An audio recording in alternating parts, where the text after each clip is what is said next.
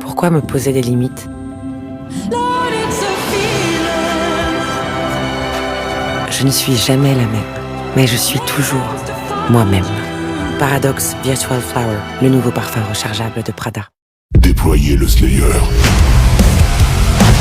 L'enfer tout entier s'incline devant un seul homme.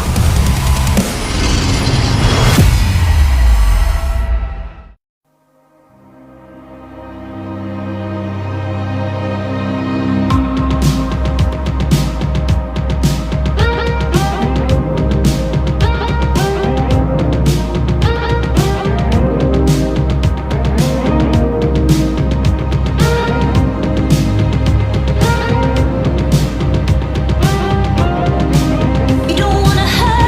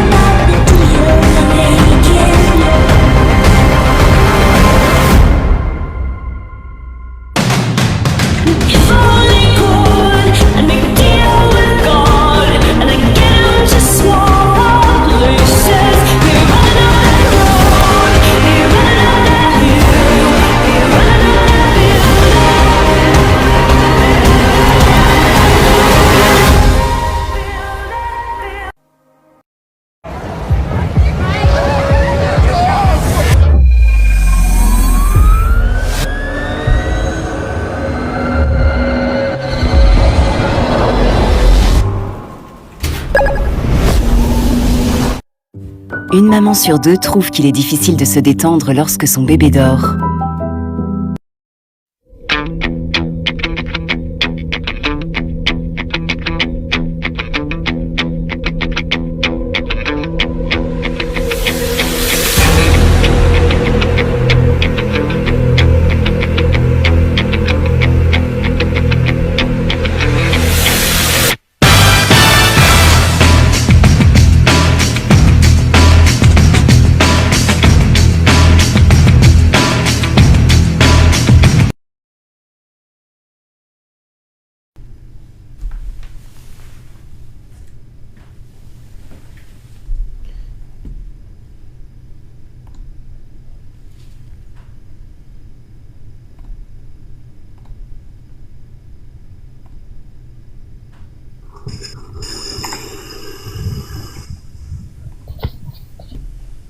Salut. Salut tout le monde. Salut à tous, bienvenue à tous dans notre quotidienne préférée, Peuple du Rhône. Nous sommes mardi 6 mai, nous allons évoquer l'actualité autour de l'OL. Nous en débattrons tous ensemble, vous aurez l'occasion de donner votre avis à travers vos commentaires et même votre voix dans la libre antenne en fin d'émission. Nous sommes là jour après jour à vos côtés parce que nous sommes le Peuple du Rhône et aussi en ce moment parce que vous êtes nombreux à vous questionner autour de l'avenir de l'Olympique Lyonnais. Un séisme est-il en approche ? On va souhaiter la bienvenue à tous les consultants. Comment vous allez les gars ? Nickel. Comme un mardi. Ça va Adine ? Il y a du soleil. Il y a toujours du soleil chez toi. Ouais, il fait toujours beau chez lui. Et nous on sky. Ouais. Là, il fait froid dehors, c'est pour ça que j'ai mis le pull. Merci les gars, je vois que vous êtes nombreux sur ce live. N'hésitez pas à liker, à partager un maximum, ça fait plaisir. N'hésitez pas à follow ceux qui n'ont pas follow. Dans les cas on est là vraiment jour après jour pour vous, on le fait, on a une émission et aujourd'hui c'est vrai qu'il y a des choses intéressantes. Hier on avait une émission qui a duré pratiquement 2 heures, c'était pas forcément prévu, on voulait pas que ça dure aussi longtemps, mais voilà, on a fait le débrief du match plus l'actualité. Aujourd'hui ce sera seulement l'actualité lyonnaise, l'actualité en Europe un petit peu avec Damien, et puis on fera la libre antenne à la fin pour que vous puissiez vous exprimer. Sur les actualités lyonnaises, on va commencer. Donc, on a appris des choses aujourd'hui, mais on va commencer par la base. Donc, sans Ligue des Champions, l'OL se retrouverait en position précaire face à la DNCG et la menace d'une rétrogradation en fin d'exercice est toujours présente, les gars. Le patron d'Eagle Football, Monsieur John Textor, est attendu à Lyon ces prochains jours. Il va essayer de convaincre ses associés de réinvestir dans le club. C'est une information via l'équipe. Donc il aurait en tête l'idée de demander un soutien financier à ses associés Michel Kang et Jean-Pierre Comté pour tenter d'assurer des rentrées d'argent parce qu'il est nécessaire de toute façon. Mais je pense que l'avenir de l'Olympique Lyonnais pour le moment à l'heure actuelle est un peu sombre. Vous pensez quoi de cette information, les gars ? Je pense que vu que c'est une grosse information, on va commencer par Greg parce que c'est pas facile à débattre là-dessus. Alors il y avait plusieurs actualités autour de John Textor, d'Eagle Football et de l'avenir de l'Olympique Lyonnais, mais là c'est surtout par rapport au fait qu'il pourrait demander à ses actionnaires d'investir encore un peu plus dans l'Olympique Lyonnais. Bah ouais, bah écoute, bonsoir à tout le monde déjà. Salut. À notre équipe et à tous ceux qui écoutent. Non, bah écoute, c'est entre guillemets une ultime, c'est peut-être un mot fort, mais c'est entre guillemets une solution de dernier recours. Voilà. Après, je sais pas exactement quel est le montant qu'il va leur demander, ça on sait pas pour l'instant. Je sais pas s'il va y avoir des promesses, des choses comme ça. Maintenant, le fait qu'ils reviennent à Lyon entre guillemets en catastrophe, je crois qu'il sera présent. Là, je compte sur Damien et Juju pour aller lui tirer les oreilles s'ils sont à Monaco. Voilà, parce que je crois qu'il sera à Monaco. Non, non. Ah. Les 2 derniers matchs, Greg. Hein ? Il sera pour les 2 derniers matchs. Ouais. Ouais, voilà. Bien vu. Bah, voilà. Bah, moi, j'irai lui tirer les oreilles au retour. Pas à Angers. Bon. Voilà. Mais en tout cas, non, mais c'est une solution entre guillemets de dernier recours. Je pense qu'il avait prévu de venir pour le dernier match, pour le feu d'artifice, tout ça. Mais je pense pas pour Monaco, donc je pense que s'il vient là, c'est une solution de dernier recours, on va dire. Et il va essayer de convaincre, on va dire, ces investisseurs qui, je pense, ont un peu plus d'argent ou du moins financièrement sont un peu plus stables. Maintenant, on ne sait pas ce qu'il va leur demander, quel va être l'accord. Voilà, on en saura plus dans les prochains jours. Ouais. J'ai continué avec Juju. Juju, je complète avec une déclaration qu'il avait fait il y a longtemps. C'était en novembre 2024, mine de rien, ça fait quelques mois. Il a dit: nous avons de très riches actionnaires, personne ne laissera cette équipe être reléguée en mai prochain. À l'heure actuelle, quand tu entends ça, qu'est-ce que ça te fait, sachant que c'est une ancienne déclaration? Aujourd'hui, dans la presse, on l'entend moins, hein, monsieur Textor. Ah bah oui, on l'entend carrément pas du tout même. Bah ça fait peur, c'est sûr que ça fait peur, on sait pas où on va, on est totalement dans le flou, on a plein d'informations qui arrivent là et on sait toujours, on n'en sait pas plus. Ouais. Et puis il y avait une deuxième possibilité, et là je vais en parler un petit peu avec Adil. Je sais pas si Adil il va me dire si c'est dans ses compétences ou non, mais mine de rien il va continuer à apprendre avec nous, hein, Adil. Bah, bizarrement, franchement, quand on entend parler de l'OL aujourd'hui, on a l'impression que l'OL est malade et qu'il se trouve comme si il se trouvait à la 16e ou 17e place de la Ligue 1 et qu'il était prêt à descendre en Ligue 2. Mais c'est pas le cas aujourd'hui. Je crois qu'ils sont 6e ou 7e. Financièrement, bon, d'accord, il y a de la dette, mais je pense que tous les clubs aujourd'hui de Ligue 1 sont malades. Pas que l'OL. Je vois Damien qui sourit aussi. Non, je pense qu'il te manque des informations, Adil, je pense, parce que du coup, c'est surtout des sanctions par rapport à la situation. Le risque de relégation, Adil, c'est par rapport au risque de sanctions par rapport à l'état financier de l'Olympique Lyonnais. C'est pas par rapport au classement. Je sais. J'ai entendu. Mais le problème, c'est que vous le saviez déjà depuis longtemps. Maintenant, Textor, il va falloir qu'il trouve de l'argent, c'est tout. Hein. Ouais. Pas chaud. Et les gars, on va continuer avec la deuxième alternative. Ce serait la reprise du club par Arès. Donc le fonds d'investissement prendrait on va dire le pouvoir, hein, du club, au vu que Textor n'a pas régularisé de toute manière sa situation. Je pense que c'est légal de toute manière que Arès puisse se saisir de l'Olympique Lyonnais, Greg. C'est un peu compliqué parce que, comme a dit Juju, on entend des trucs, on n'entend pas. Donc on a du mal, on se noie un peu. Moi, de ce que je sais, c'est que c'est une possibilité, mais en fait, si j'ai bien compris, après c'est de la finance. C'est pour ça que ce serait bien peut-être un soir de trouver un expert financier pour venir nous aider. Ce serait top, je pense. Voilà. Mais en fait, moi, de ce que j'ai compris, c'est que Textor doit rembourser, entre guillemets, son prêt d'environ 400 millions d'euros, donc contracté par Arès, avant 2028. Donc, de ce que j'ai compris, en fait, aujourd'hui, le seul moyen, enfin, Arès, je sais pas quel est l'accord, mais le seul moyen, entre guillemets, que Arès puisse prendre, mais ça, je mets entre guillemets, parce que on entend des sons différents à chaque fois, donc faut faire vraiment attention à ça. Mais le seul moyen pour qu'Arès puisse prendre le contrôle du club, ce serait que Textor lui-même se dise: bon bah voilà, j'y arrive pas, je perds trop d'argent, mon empire est en train de s'écrouler comme un vulgaire château de cartes, parce que c'est un peu ça. Et ensuite qu'Arès vienne.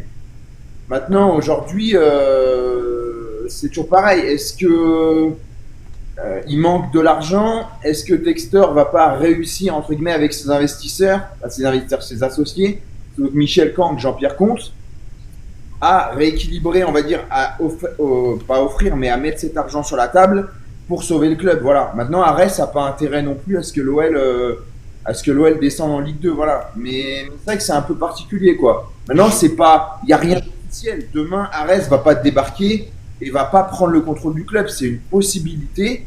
Maintenant, comme je dis, il faut vraiment faire attention parce qu'on entend tout et son contraire. Et voilà, c'est pour ça qu'un expert financier, parce que là, c'est même plus du sport, c'est de la finance, et avec des gros montants, des gros chiffres, qui nous dépassent un peu tous en plus. Surtout qu'en plus, on est entre guillemets supportable de l'OL, donc nous, on n'est pas entre guillemets, comment dire, on est plus chauvin qu'autre chose, on pense à notre club avant tout.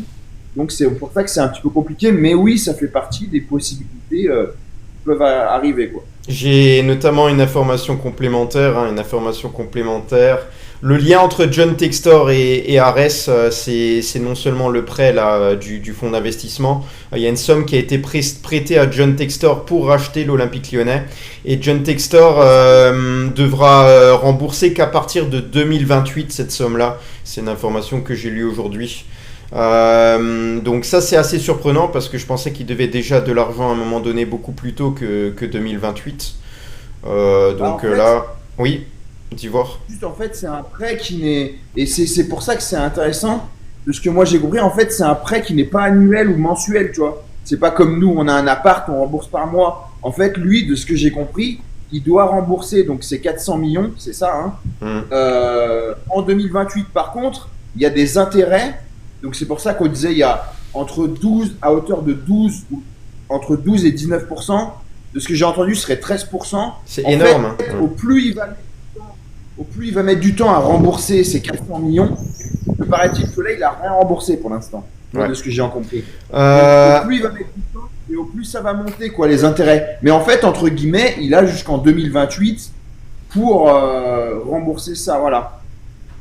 Alors, les raisons de la visite de John Textor là, sur Lyon, en tout cas de son passage, il y a 3 motifs. Il y a déjà le fait qu'il veut demander de l'argent à ses associés de rajouter au bout pour que le projet Eagle Football puisse continuer à rouler, on va dire. La deuxième solution, le deuxième motif pour lequel il est passé, c'est par rapport au match face à Monaco. Donc là-dessus, il veut être présent. Et la troisième, c'est la restructuration du club. On a l'impression, alors on ne sait pas si c'est Ares ou non, parce que Ares, vu qu'ils ont quand même prêté de l'argent à John Textor, ils ont aussi le pouvoir d'influer et de mettre un coup de pression au président lyonnais. Ils peuvent le faire et ils peuvent aussi influer sur la restructuration du club. Ça veut dire qu'ils peuvent dire, ben écoutez, par exemple, Laurent Prudhomme, on ne l'aime pas. Est-ce qu'il faut le dégager, par exemple? Ça peut être le cas aussi. C'est pas uniquement le choix de John Textor. Je pense qu'il y a des discussions sur tout ça, sur la réorganisation. Mais moi, je ne sais pas si à l'heure actuelle, l'OL avait besoin d'une réorganisation. C'est ça qui m'inquiète un petit peu. C'est que finalement, Laurent Prudhomme, voilà, qu'est-ce qu'on peut lui reprocher? On a l'impression que lors du prochain passage devant la DNCG, on va mettre beaucoup de choses sur le dos de Laurent Prudhomme. On va chercher un responsable. Un peu comme on l'avait fait avec David Friot, là, qu'on n'a pas réussi à vendre les joueurs à un moment donné. Donc voilà, il y a toujours un responsable, mais mine de rien, John Textor, ça fait pas si longtemps qu'il est dans le football, hein, ça fait quelques années seulement. Et aujourd'hui, ça se ressent du côté de l'Olympique Lyonnais. Il y a beaucoup de dossiers qui sont ouverts et qui sont pas beaux. Moi, est-ce que je peux intervenir? Après, toi et après Adil. Parce que j'ai pas intervenu depuis le début. Alors j'entends par rapport à l'information où il veut encore demander de l'argent à Michel Tang. Je crois que c'est en janvier qu'il a demandé 20 millions d'euros, non? À cette femme. Il me semble qu'elle lui a déjà prêté 20 millions et compte, je sais pas. Alors, à bout d'un moment, il faut peut-être se poser les bonnes questions aussi, les gars. C'est que Textor, depuis janvier, il promet monts et merveilles. Il a promis la bourse, la pauvre. Il a promis je ne sais combien de... Vous pensez vraiment qu'Ares, à l'heure d'aujourd'hui, a confiance en John Textor? 0 promesses ont été tenues depuis janvier. 0. Même pas une seule. Même pas une seule. Moi, je peux vous garantir que Ares, à l'heure d'aujourd'hui, si Textor vient pour plus de 2 semaines, c'est pas pour rien. C'est pas pour rien. Il est jamais resté autant longtemps à Lyon. Et je peux vous dire que là, Ares, à mon avis, ils l'ont très très mauvaise et c'est pas des financiers qui vont lâcher comme ça. Surtout que c'est une grosse somme d'argent. Et je pense que le passé de John Textor va vite ressortir. On en parlait déjà hier. Et là, je peux vous dire qu'en interne, c'est très très très très très grave. Il n'a rien. Tout ce qu'il a promis, rien n'a été tenu. Tout ce qu'il a dit en conférence de presse à chaque fois, c'était du pipeau. Du pipeau. Donc, le gars, il veut venir encore pour essayer de gratter de l'argent parce que lui-même, il en a très peu. Il dit que, soi-disant, à Eagle Group Football, il y a des actionnaires qui sont richissimes. Ben, s'ils sont richissimes, la dette de Lyon, il l'aurait déjà payée et il ne serait pas là à mendier dans les rues pour demander de l'argent. Donc, au bout d'un moment, je pense que l'histoire de Ares, c'est la seule solution. Je vois pas quelle autre solution il peut avoir. Ares l'a fait avec le Milan AC, par exemple. Donc, je vois pas la seule solution à l'heure d'aujourd'hui. Il faut savoir que la DNCG, ça arrive dans 1 mois. Donc, au bout d'un moment, quand on va arriver devant la DNCG, Textor, il va pas arriver devant la DNCG en disant bah attendez, on va rentrer en bourse de New York. Je pense que la DNCG vont dire vous me prenez un peu pour des cons. Sachant qu'il a déjà dit la dernière fois que la DNCG n'a pas compris ses plans. Bah en fait la DNCG avait raison C'est sur plusieurs Karim. fois qu'il leur met à l'envers. Hein. On Hein nous a pas félicité au mois de janvier pour dire que c'était mieux. C'est l'UEFA. La FIFA, pardon, il me semble. Ah oui, qui avait félicité un peu que ça s'arrangeait mieux, non? Par rapport à la régularisation de certains dossiers, mais je sais pas si féliciter est réellement le mot, s'ils ont pas exagéré, parce que ils ont quand même vu certaines lacunes. Adil? Il va pas arriver à la DNCG en disant que il a un prêt qu'il doit rembourser en 2028 et qu'avant ça, il n'a pas de solution. Faut pas oublier aussi l'affaire Pierre Sage. On ne sait pas combien, quand ils vont arriver au prud'homme, qu'est-ce qu'il va être obligé de débourser. Ça, c'est encore un truc qui est au-dessus de la tête de Lyon et on ne sait pas encore qu'est-ce qu'il va rajouter. Parce que quand on voit Benrahma qui a été vendu 12 millions d'euros, tu imagines combien de joueurs va falloir vendre pour pouvoir être bien? Ouais. Et si on avait gagné contre Lens, là, il y aurait rien eu de sortie là?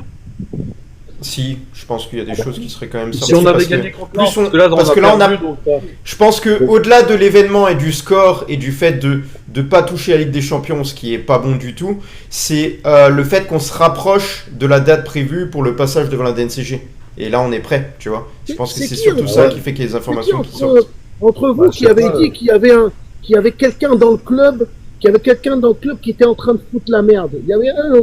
Donc je sais pas si c'est pas Damien qui avait dit un truc comme ça. Moi j'ai dit la semaine dernière, si Prud'homme a été licencié, c'est pas pour rien. Parce que, comme j'ai dit la semaine dernière, comment l'info sur la licence européenne est sortie en espace d'1 heure? T'es allé sur le bureau de l'OL, en 1 heure, tous les médias étaient déjà au courant. C'est ahurissant quand même. Alors il y a Vincent Chaudel qui est passé sur le plateau de TKYG, je crois, sur Olympique et Lyonnais, et il a donné des informations très très intéressantes par rapport à ça. Alors c'est son avis après, hein, donc il a le droit de dire tel qu'il voit les choses. En tout cas, c'est un économiste. Et il a dit le plan de John Textor reposait sur les ventes de Crystal Palace, ça on en a parlé, une introduction à la bourse de New York et des ventes de joueurs. Pas de souci. Les 2 premières prévisions ne sont pas réalisées. Donc c'est quoi les 2 premières prévisions? C'est les ventes des parts de Crystal Palace et l'introduction à la bourse de New York. Autre souci, l'effectif de l'Olympique Lyonnais, il a donné un chiffre approximatif, équivaut à 226 millions d'euros. Et l'OL, soi-disant, ne pourrait en récupérer que maximum 117 millions d'euros. Et l'OL, il n'imagine pas que l'OL puisse vendre plus de la moitié de ses joueurs, ce qui est pour lui impossible. Voilà, donc tout est réuni à l'OL pour avoir un contexte défavorable. La réalisation d'un plan social, des prestataires non payés et des amendes de l'UEFA et de la FIFA, donc pour en rajouter une couche. Sur l'introduction à la bourse, ça peut se faire, mais avec un Botafogo qui va jouer la Coupe du Monde des clubs, Crystal Palace dans le top 10 de Première Ligue, l'OL en Ligue des Champions et Molenbeek. Mais vu que c'est pas le cas, il n'y aura pas l'OL en Ligue des Champions, que Crystal Palace, si vous voulez s'en débarrasser, à un moment donné, tu vas faire comment tu vas coter justement ça en bourse, sachant que ça aura moins de valeur. Et Molenbeek, il ne monte pas en première division belge aussi. Hein. Et le club belge, pas la montée de Molenbeek, bien vu. Voilà, le club belge ne monte pas. Hein.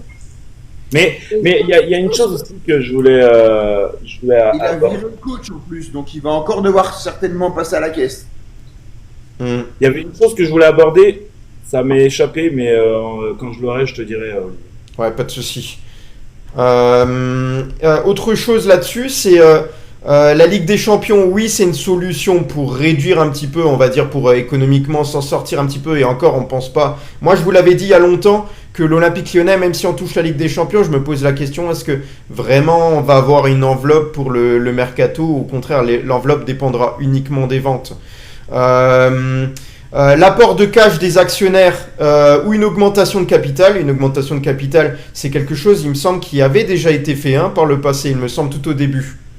Et finalement, ça n'a fait que refinancer la dette sur le long terme. Ça a été fait, les gars. refinancer la dette sur le long terme, ça avait déjà été fait, et il parle de ça comme une solution. Ça veut dire quoi? Il faut encore la refinancer, et après on se retrouve à des taux, je sais pas qui c'est qui se connaît un peu là-dedans, peut-être Greg, c'est pas bon de refinancer une dette constamment. Non, mais de toute façon, le problème, c'est que au bout d'un moment, le club est entré en bourse, est en bourse, donc c'est pour ça qu'il peut y avoir une augmentation de capital. Mais après, moi, je suis pas très bon économiste, hein, mais au-delà de ça, c'est pas la solution du tout, quoi. C'est pas la solution du tout. Après, je voulais juste revenir, et en fait, après, je sais pas, on verra qui a raison, mais c'est pas le but ou quoi. Mais juste, je suis pas forcément trop d'accord avec Damien quand il dit que Arès l'a vraiment hyper mauvaise. Parce que, alors, d'une, il faut savoir qu'ils ont un mec qui s'appelle Marc Affolter, qui fait partie du bureau, enfin, du conseil d'administration à l'OL et qui est, entre guillemets, là pour chapeauter un peu le truc. Maintenant, Arès Management, c'est plusieurs milliards de dollars de gains. L'OL, sincèrement, c'est une goutte d'eau, franchement, pour eux. C'est-à-dire que le patron d'Arès Management va pas mal dormir parce qu'il y a ça, quoi. Il surveille tout ça. Mais voilà, c'est pour ça que quand Damien dit oui, je pense qu'ils l'ont très très mauvaise. Moi, je pense qu'ils l'ont pas si mauvaise que ça parce qu'au final, comme on a dit, ils ont intégré dans son prêt un pourcentage, c'est-à-dire un taux entre environ 13%. Donc, certes, ils ont donné 400 millions, mais de toute façon, Textor, à la fin, va devoir rendre, pour ça, en 2028, va devoir rendre ces 400 millions plus les intérêts. Donc, au plus ils attendent, au plus les intérêts montent et au plus ils peuvent gagner quelque chose. Après, là où Damien a raison, le problème, c'est la Ligue 2. C'est que on serait sûr de rester en Ligue 1.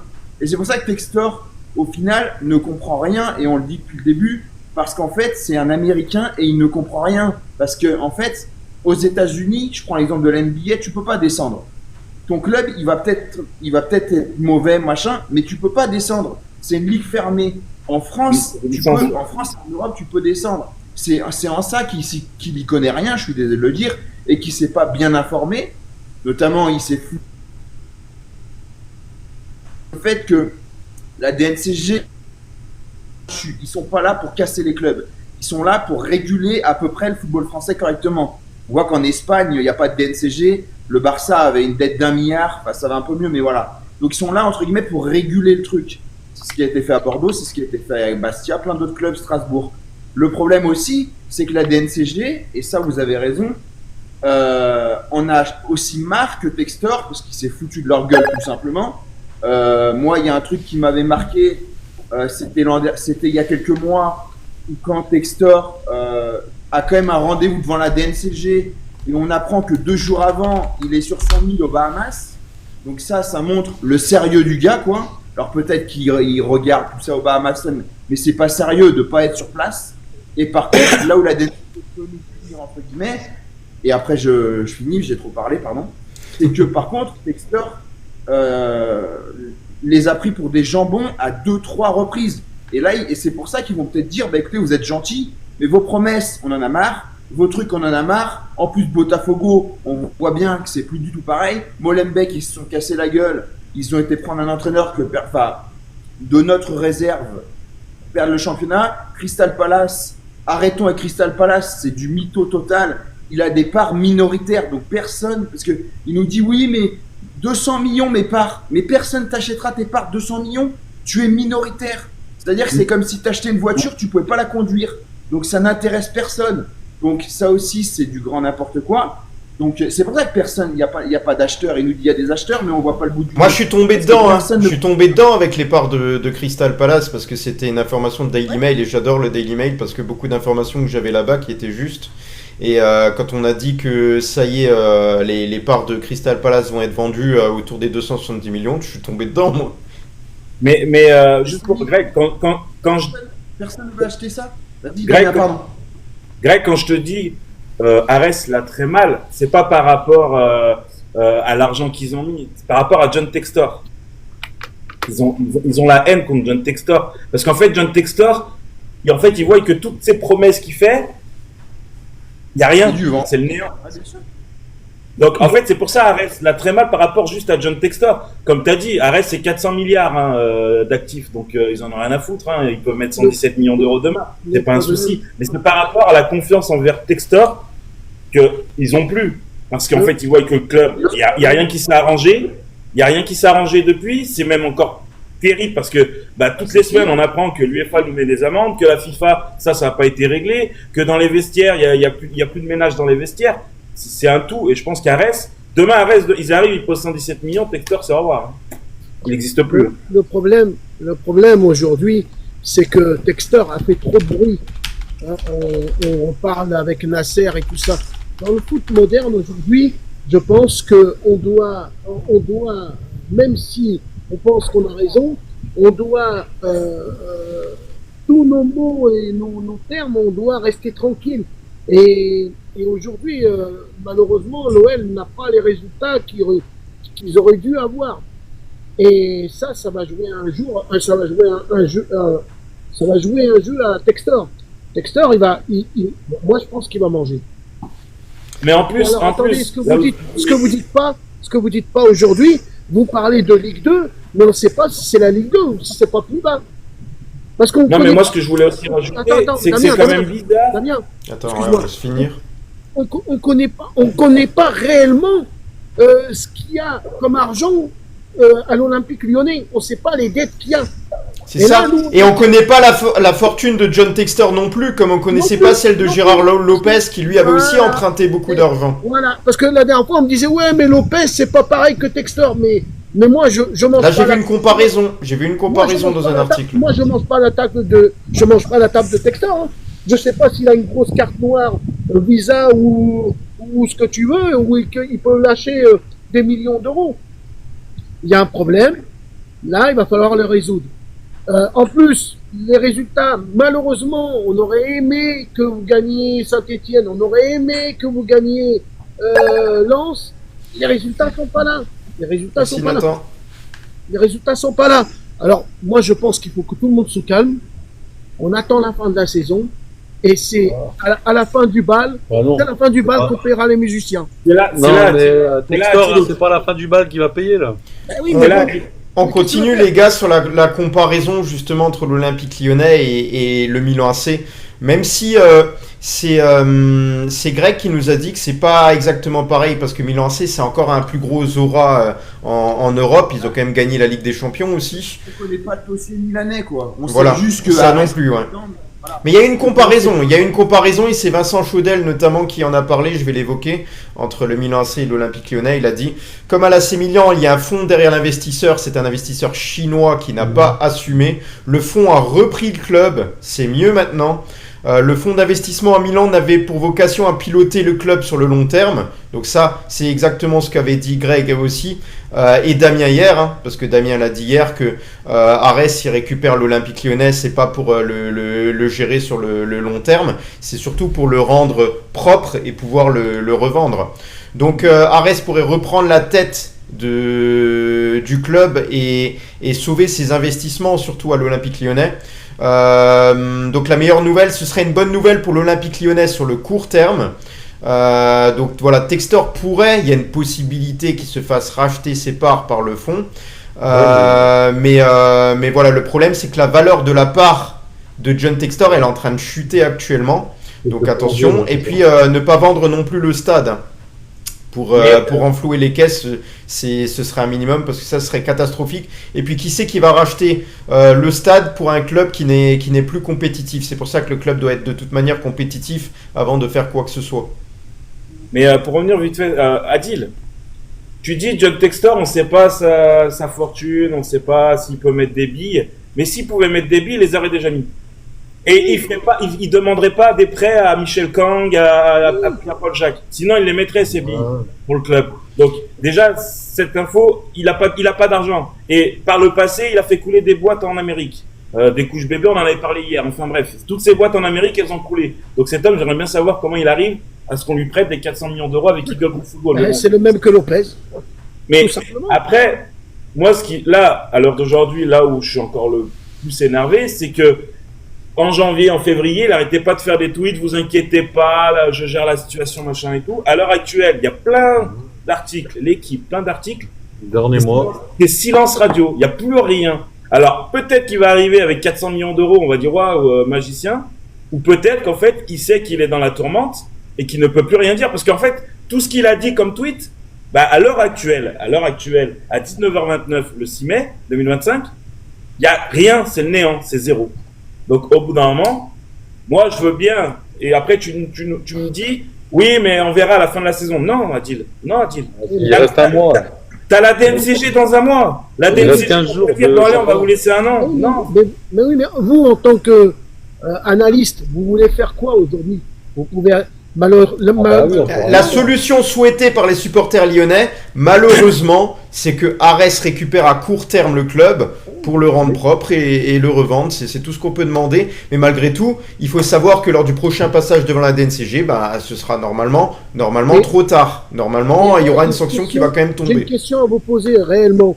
Est-ce que la transition de... Bon, si admettons Lopez, là, je mets un lapsus, si Lopez, Textor partirait, votre ancien président, en attendant peut-être de repères, parce qu'il a des connaissances, il a des contacts, peut-être lui pourrait faire quelque chose avec Lyon. Parce que C'est là qu'il y a deux choses à voir. La première chose, c'est que déjà, beaucoup de supporters lyonnais ont apprécié ce qu'a fait Jean-Michel Aulas de l'Olympique lyonnais avant, on va dire pendant des années, pas avant de l'avoir lâché.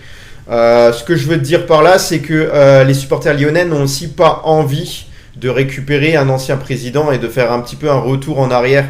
Parce que John Textor a très bien dirigé pendant des années, mais par rapport à notre époque, il semble un petit peu, je dirais pas périmé, c'est très dur comme mot, je dirais pas à la page pour gérer un club de ce standing et à travers l'envergure qu'il a fait de ce club. De toute façon, l'envergure, elle a déjà chuté du fait qu'il y a beaucoup de choses qui ont été vendues dans tout ce qu'il a construit. Mais ce que je veux dire par là, c'est qu'il y a beaucoup de supporters lyonnais, au moins 50% qui lui en veulent à l'heure d'aujourd'hui. Je pense qu'il est parti un petit peu tard et que le projet viable qu'il voulait mettre en place, il était pas loin de fonctionner, mais malheureusement, ça n'a pas abouti. Et la deuxième chose là-dessus, sur laquelle je veux revenir, et tu as raison d'en parler, c'est une erreur notamment que j'ai vue dans un journal qui nous a dit que l'erreur de John Textor, c'est également sa méconnaissance du foot français et le fait qu'il se soit séparé de Jean-Michel Aulas par rapport à sa relation avec la DNCG, parce que ça fait 30 ans qu'il avait des relations avec les instances de la DNCG et d'autres instances. Donc c'est très utile d'avoir quelqu'un comme ça avec son expérience qui puisse communiquer et lui dire attention. Mais il me semble que Jean-Michel Aulas a déjà prévenu John Textor que ce sont de lourds investissements qu'il a mis, notamment lorsqu'il a félicité pour l'avoir fait une belle équipe à l'Olympique lyonnais lors de la remontée sur la deuxième partie de saison. Mais là, vraiment, Jean-Michel Aulas, on va dire, il aurait pu apporter quelque chose un peu plus longtemps à John Textor parce qu'il y a une forme de méconnaissance du football français et aujourd'hui, ça lui coûte cher. Juju. On va couper court à la rumeur. Vas-y. Et après, Dame, ok. Ouais. Là-dessus. Ouais, je sais pas, moi, je sais plus. Je sais pas. Je sais plus. Quelle était ta première impression lorsque tu as entendu John Textor peut débarquer à l'Olympique lyonnais lors des premières rumeurs? Quelle était ta première impression au vu du détail du profil, du type d'investisseur que c'est et du fait qu'il voulait mettre en place une multipropriété? Ouais, moi je trouvais ça assez. Même ses premières déclarations, j'ai trouvé lunaire. Mais voilà, après, moi je connaissais pas, donc voilà, j'avais pas d'avis. Ouais, l'année dernière, il nous disait, c'est vrai qu'on le croyait, il nous disait on va finir européen, et on a fini européen l'année dernière. C'est vrai qu'on trouvait ça lunaire au départ, et puis finalement on l'a fait, et puis depuis cette année là, c'est encore pire de chez pire.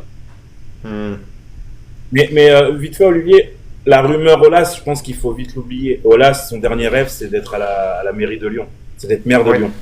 Ça, c'est vraiment son dernier rêve. Donc je ne le vois pas revenir, on va dire, président de l'Olympique lyonnais ou mis par là.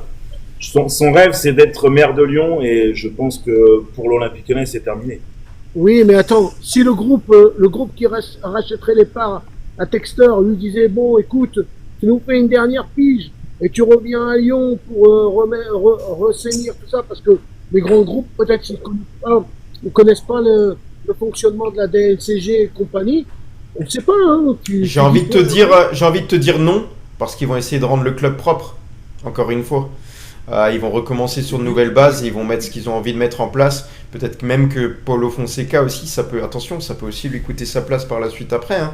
Arès peut prendre d'autres décisions après. Maintenant, moi je parle de Paulo Fonseca, mais moi je suis pas du même avis. J'aimerais continuer avec Paulo Fonseca et j'aimerais qu'il puisse, entre guillemets, si maintenant on vend beaucoup de joueurs et on a l'occasion de construire quelque chose, même si c'est des joueurs à faible coût. J'aimerais qu'il puisse construire une équipe avec des profils de joueurs qui l'intéressent. En tous les cas, moi je vais vous dire quelque chose.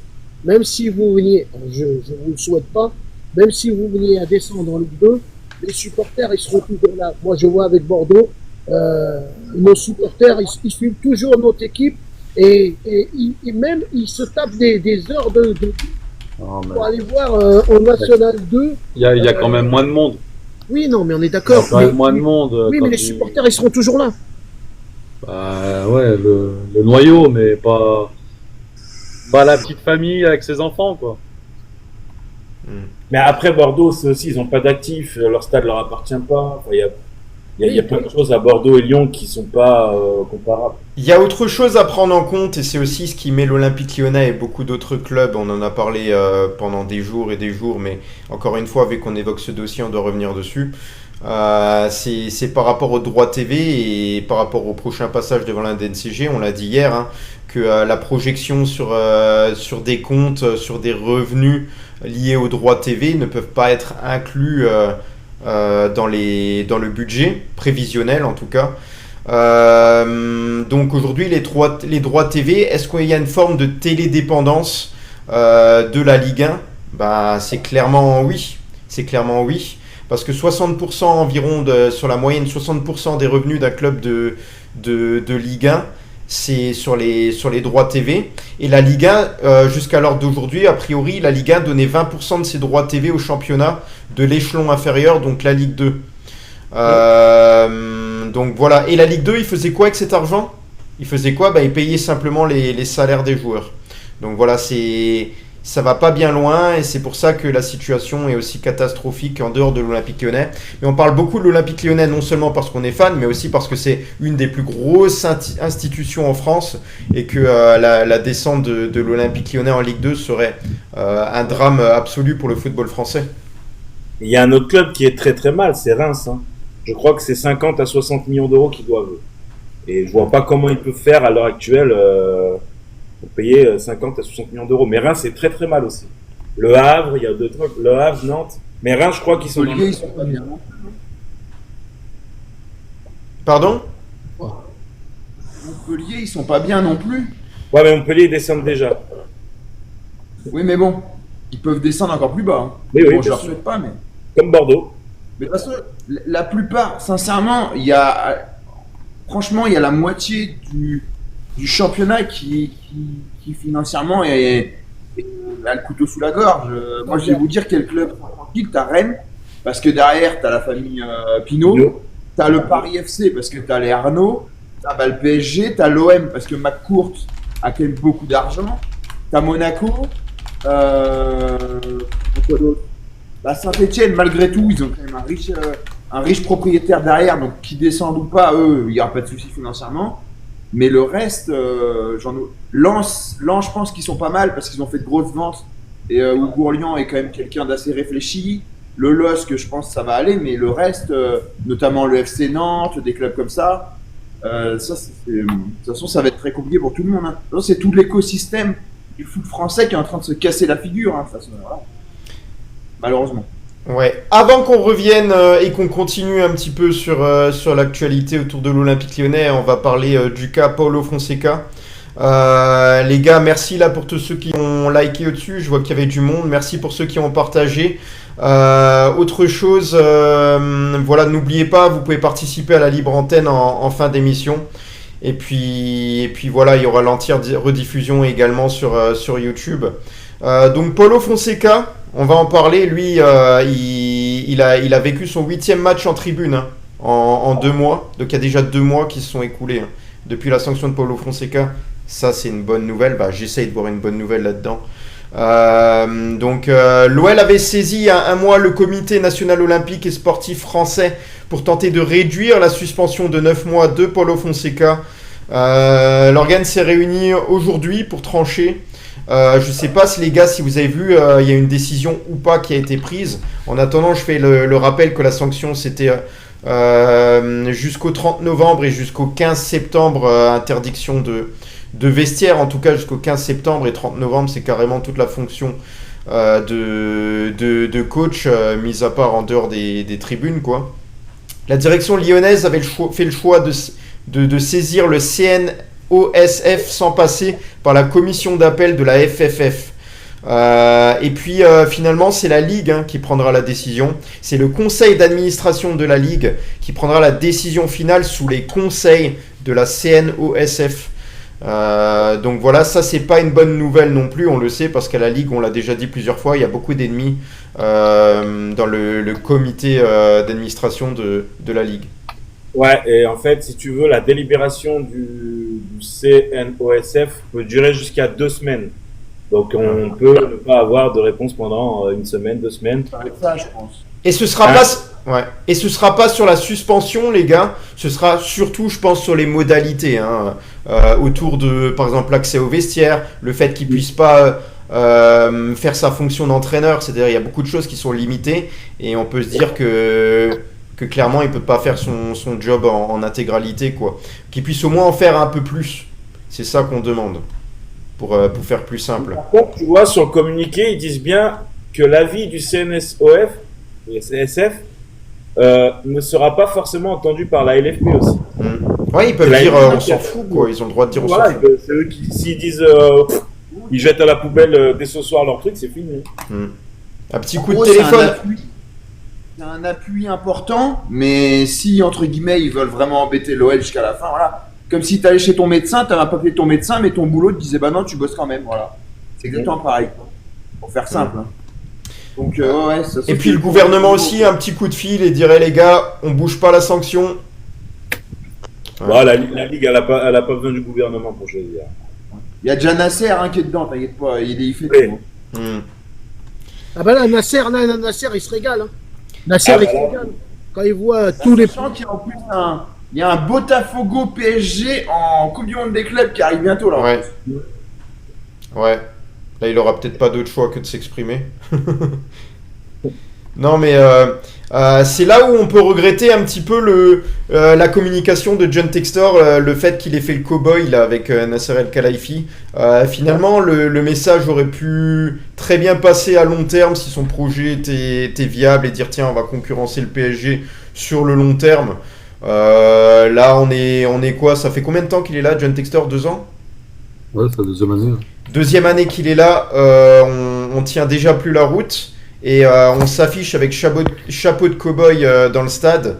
Et on se montre un peu médisant avec le président parisien. Après, à juste raison, on le sait, on n'aime pas forcément Nasser El Khelaifi comme beaucoup de supporters en France. Même des supporters parisiens qui n'apprécient pas leur propre président. Mais voilà, c'est pas du tout l'image qu'on donne et qu'on doit donner.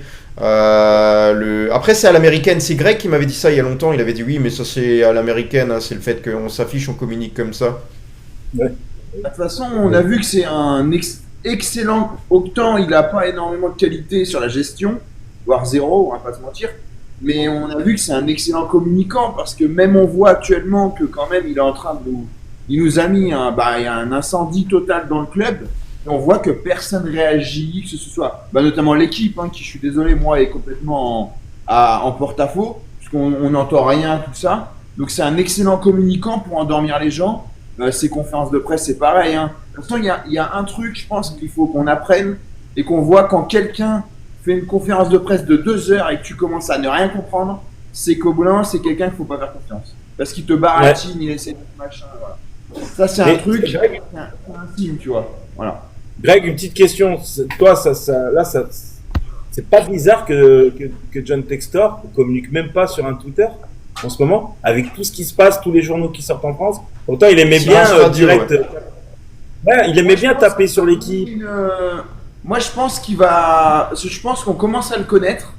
Je pense qu'il va donner une conférence de presse. J'ai pas d'infos, hein. Vu qu'il est à Lyon, je pense qu'il va donner une conférence de presse d'ici la semaine prochaine ou après la fin de la saison, tu vois.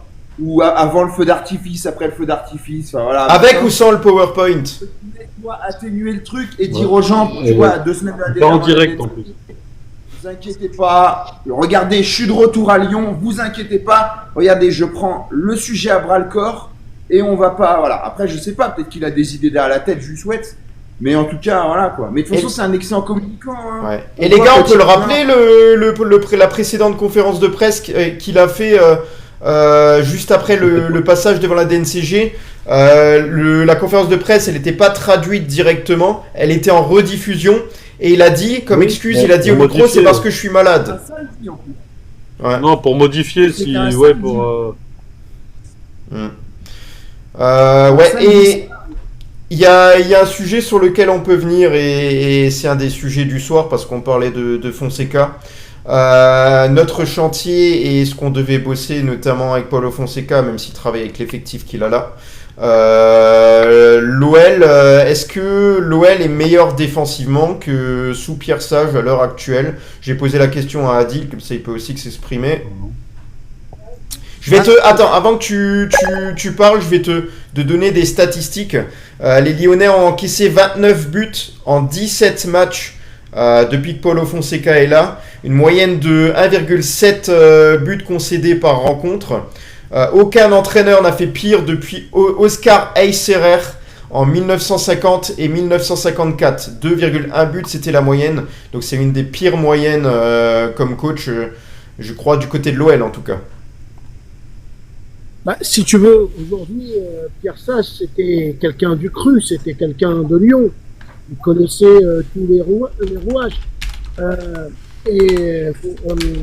Fonseca, le problème, c'est qu'il a fallu qu'il arrive dans le club assez rapidement, prendre ses marques. Et juste derrière, il y a eu cette affaire de tête contre tête contre l'arbitre. Après, il se prend une sanction assez longue et les résultats, ils sont pas bons. Hein. Tu penses que si Paulo Fonseca aurait été sur le bord de pelouse, l'OL aurait été meilleur défensivement? Bah écoute, peut-être. Peut-être. J'ai pas une boule de cristal. Moi, je pense que c'est juste que. Non mais Damien, tu fais non. Bah, vas-y, dis-nous. Et après Greg. À chaque fois, on emploie et si, enfin, on ne le saura jamais, mais à l'heure actuelle, quand tu vois les statistiques, on peut pas dire qu'il y a du mieux. De toute façon, c'est compliqué pour Fonseca de vouloir chambouler comme ça. Il arrive en cours de saison, c'est pas lui qui a fait le mercato. Enfin, après oui, il a sa suspension de 9 mois. Bon, il a pété un câble, mais non, à l'heure actuelle, de toute façon, c'est compliqué à l'OL. C'est pas que cette année où défensivement on est nul. Et ça a pas arrangé le fait d'acheter un joueur à 38 millions d'euros, Niakate, et voilà. Et il y a eu cet hiver, on a vendu aussi pas mal de joueurs. Enfin, moi je trouve que, en fait, c'est le club, c'est le flou total. On sait même.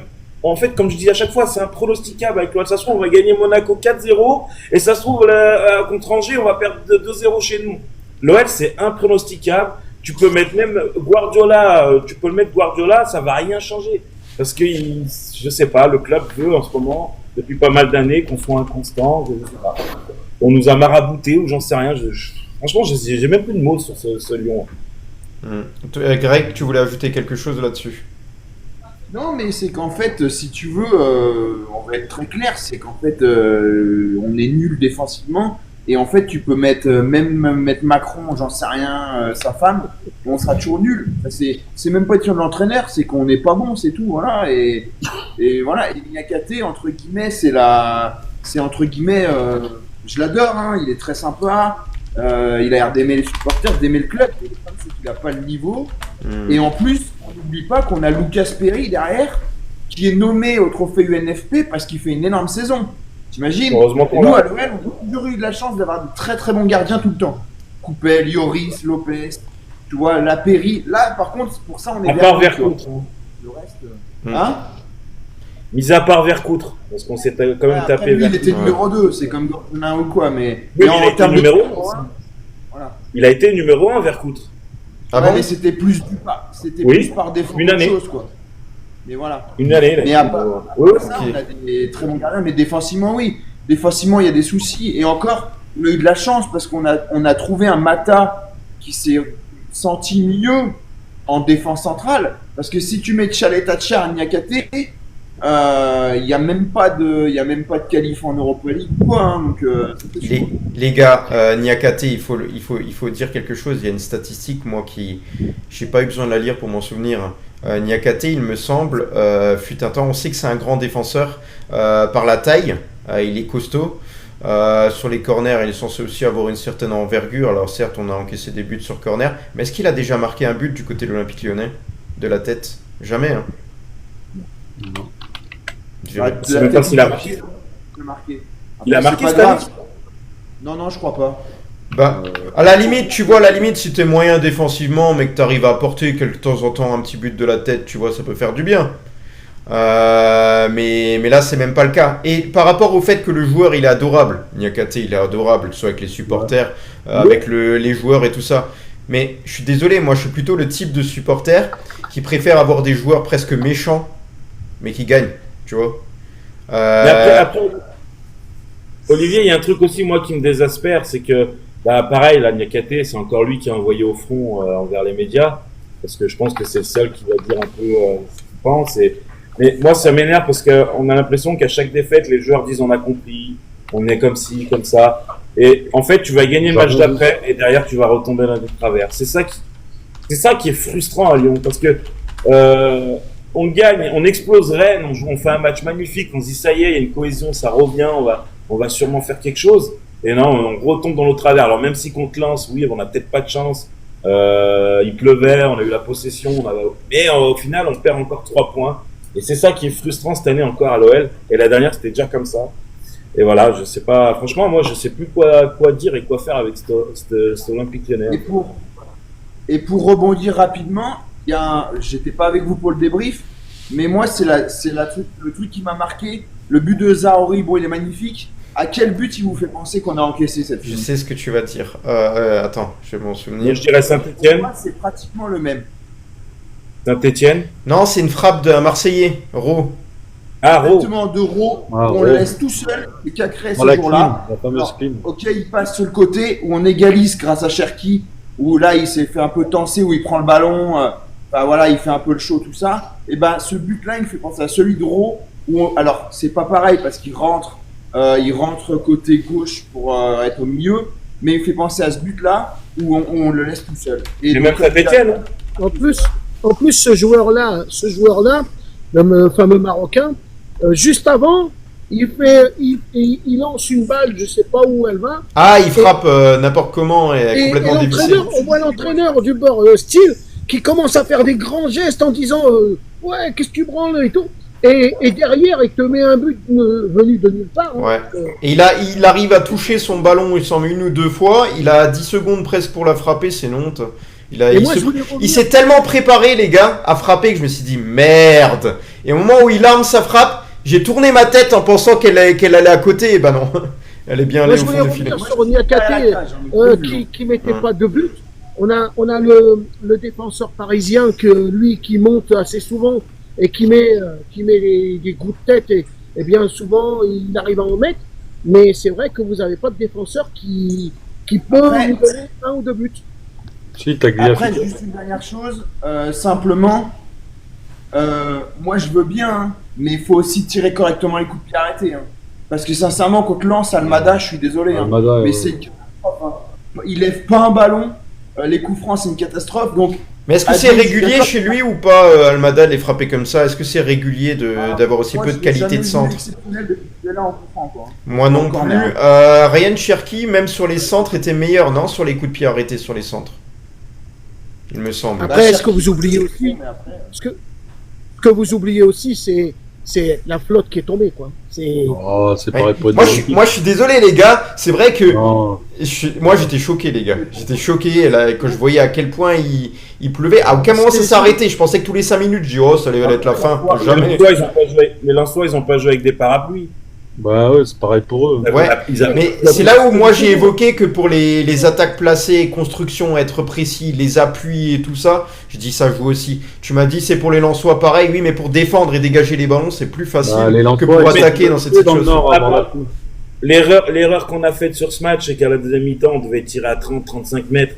Fallait les faire sortir. C'est comme ça que tu fais sortir une équipe qui joue bloc bas. Il faut tirer Ça, à 30-35 mètres. On le fait jamais. On en avait le fait débriefé, ouais, là-dessus. Oui, mais on le fait jamais. C'est là l'erreur. Tout au peu, le ballon peut se dévier, la trajectoire peut être différente.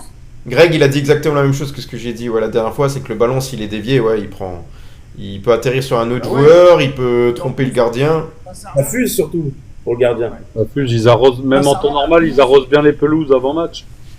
Ah bah là, il n'y avait pas besoin. Hein. Et si, ils l'ont arrosé. Hein. Alors ça Si m'a les gars, on choqué. va en parler de l'arbitrage. Je sais qu'il aime tellement parler de l'arbitrage, Moi, ça Damien. Olivier, ça m'a choqué. Hein.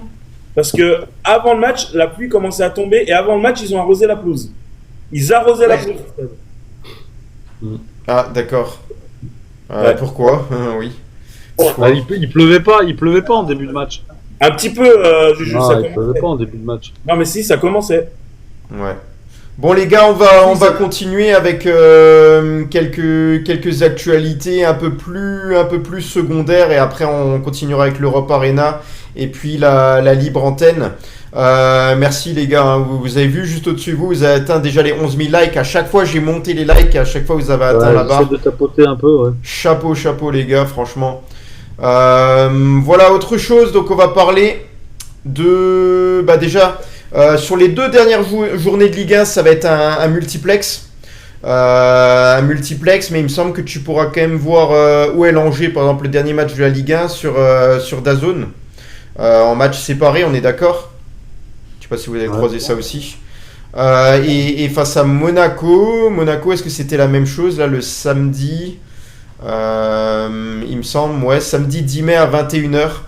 Voilà, sur les 2 dernières journées, vous avez la possibilité de voir le multiplex, mais il me semble que vous avez la possibilité aussi de voir normalement l'Olympique Lyonnais. Alors, ça serait miraculeux qu'on s'en sorte, hein, qu'on se sorte de cette situation pour atteindre la Ligue des Champions, c'est ce que je veux dire. C'est pas vendredi la MTG. C'est quand? Ouais, j'ai aussi lu des rumeurs comme quoi c'était vendredi, c'est pas vendredi. Non, c'est pas vendredi, y a rien Au vendredi. mois de juin, les gars. Oui, c'est dans un mois. C'est dans un mois, c'est fin mai, début juin. Après, c'est peut-être un vendredi soir dans un mois, mais bon, honnêtement, on connaît pas le. Mais c'est toujours comme ça. Ouais. Alors les gars, c'est juste pour montrer, c'est pas pour défendre les Lyonnais, notamment sur les situations de penalty qu'il y a eu, mais on va mettre en avant autre chose. C'est qu'en fait la FFF, elle est pas d'accord avec la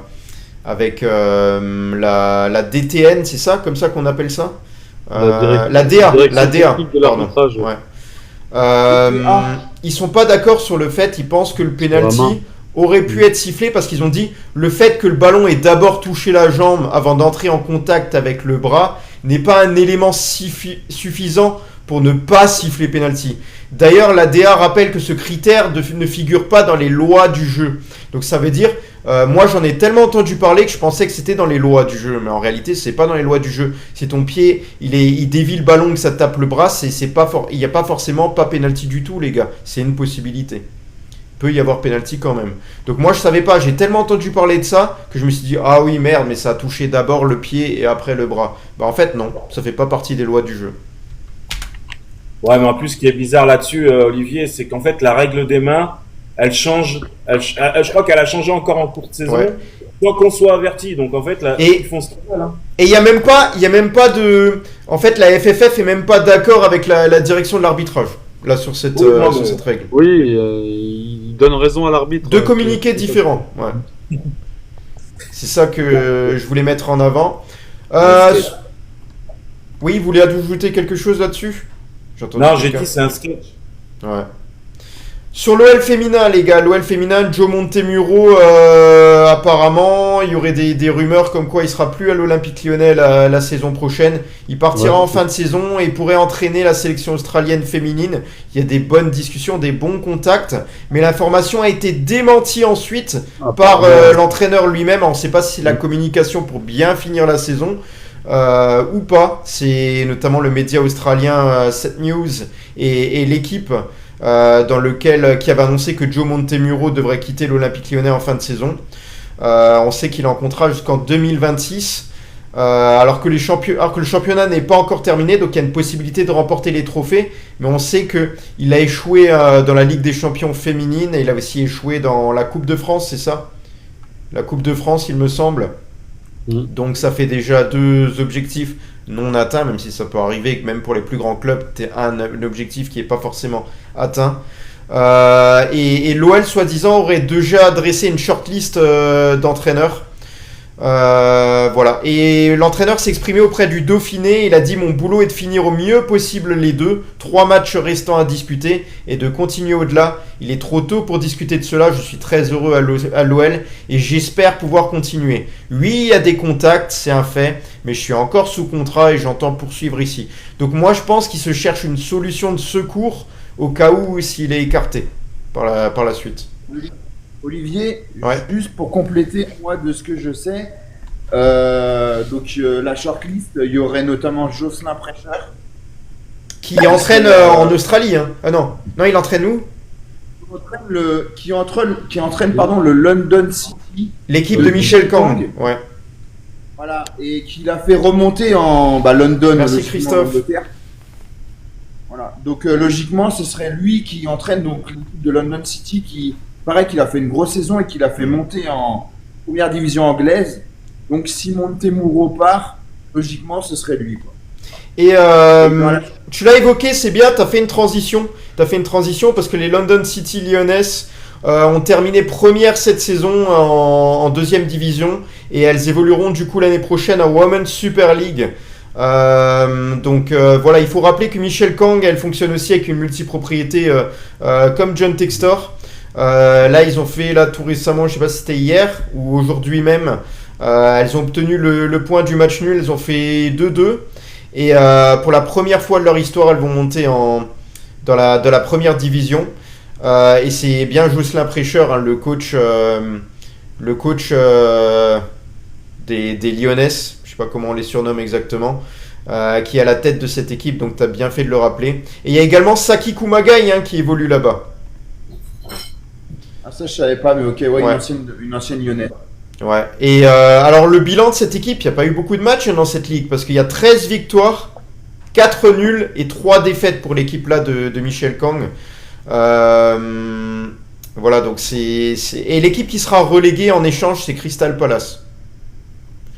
Dans le club féminin, voilà.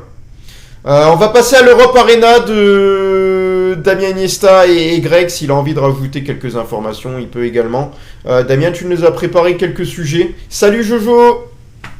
Ouais, vite fait. Donc, par rapport à vite fait à une rumeur transfert, Aymeric Laporte devrait être laissé libre par Al Nasser. On sait qu'Aymeric Laporte est parti du côté d'Arabie Saoudite, donc il va sûrement résilier son contrat à l'amiable. Donc, à voir ce qui va se passer. Et on sait que Marseille est très très avancé sur ce dossier. Donc, peut-être que Marseille récupérerait Aymeric Laporte gratuit. Donc, à voir. Sinon, pour le match de ce soir, Inter-Barcelone, la demi-finale retour Ligue des Champions, on a appris aujourd'hui que l'Inter Milan bat le record des recettes de billetterie. Ils vont empocher 14 millions d'euros juste pour ce match de ce soir. Donc c'est le record du football italien, ça a été annoncé aujourd'hui. Olivier, tu peux monter Jojo, s'il te plaît? J'ai lu, je vois les commentaires. C'est énorme pour un match, 14 millions d'euros. Pour Paris demain, on sait que Dembélé sera là et normalement sera même titulaire après sa blessure. Petite info concernant aussi Lamine Yamal qui va re-signer automatiquement son contrat de 3 ans parce qu'en fait il était mineur et en fait il était en fin de contrat à partir du 13 juillet, c'est comme ça, mais il y avait une option automatique. Donc le 13 juillet, automatiquement son contrat est prolongé jusqu'en 2028. Et son contrat en termes de salaire a déjà été réglé, donc il ne nous a pas précisé pour l'instant combien il va toucher par mois. Et une petite info concernant le mondial des clubs qui arrive très bientôt, je crois que c'est au mois de juin. Le club León de Mexique a été expulsé aujourd'hui de la Coupe du Monde des clubs. En fait, ce club-là est pareil en multipropriété avec le club de Pachuca au Mexique. Et en fait, d'après le règlement des mondiales des clubs, ça rentre pas en vigueur. Mais ce qui est bizarre, c'est que le club de Pachuca va quand même jouer le mondial des clubs. Donc voilà, il y a un des deux clubs qui ne figurera pas voilà. Et sinon, c'est à peu près tout. J'ai, si vous voulez, les compositions officielles de Inter Milan Barcelone, si vous les voulez. Ouais, Ouais, vas-y, hein, fais-toi plaisir. La compo litère, Sommer au cage, joue à 3 défenseurs centraux avec Bastoni, Acerbi, Tech. Piston droit, Dumfries. Piston gauche, Di Marco. Au milieu de terrain, ce sera Mkhitaryan, Calhanoglu et Barella. Et devant, on aura bien Thuram et Lautaro Martinez est bien titulaire. Donc, plus de peur que de mal pour l'Inter. Et côté Barça, Szczęsny sera au cage. Koubarzi avec Martinez, Inigo Martinez dans l'axe, Garcia à droite, Gérard Martin arrière gauche. Au milieu de terrain, ce sera De Jong et Pedri.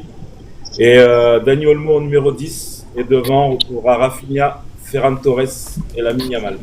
On a juste Pavard qui est encore blessé. Pavard, oui, n'est pas là. Oui, Pavard, c'est jusqu'à la fin de la saison. Je sais pas du tout. J'ai pas vu l'info. Mais là aujourd'hui, ouais, il est pas là. Comme le Barça n'a pas Jules Koundé. Donc voilà pour ce soir. Ok, libre antenne à suivre les gars, n'hésitez pas à demander ceux qui veulent monter. On fait monter une ou deux personnes et puis on évoque les sujets que vous avez envie d'évoquer autour de l'Olympique Lyonnais, que ce soit des questions, des sujets. Mettez vos questions également en commentaire si vous le souhaitez, on essaiera d'y répondre, c'est vraiment le moment. On est là encore 5-10 minutes et puis après ce sera la fin de l'émission. Salut Jojo, ça va? Salut les potos, ouais écoute, ça va, je rentre du boulot. T'es sur la route là? J'ai fait le tour de la pendule. Donc voilà, depuis 6h du matin je suis au boulot. Aïe. Donc voilà, comme je dis, c'est mon moment de décontraction pour entrer. Donc voilà.